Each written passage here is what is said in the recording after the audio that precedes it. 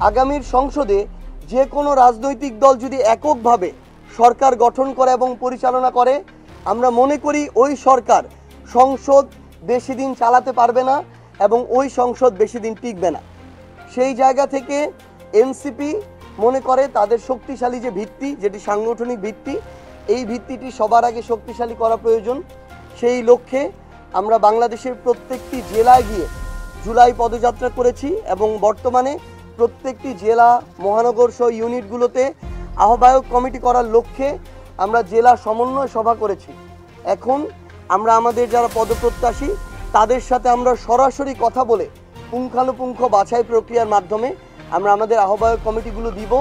আমরা মনে করি আগামীর বাংলাদেশের জন্য হোক, জনগণের আকাঙ্ক্ষা পূরণের জন্য হোক, জুলাইয়ের প্রত্যেকটি চাওয়াকে বাস্তবায়ন করার জন্য হোক, কিংবা রাজনৈতিক দল হিসেবে শক্ত ভিতের উপরে দাঁড়ানোর জন্য হোক, এনসিপিকে সাংগঠনিকভাবে শক্তিশালী হতে হবে।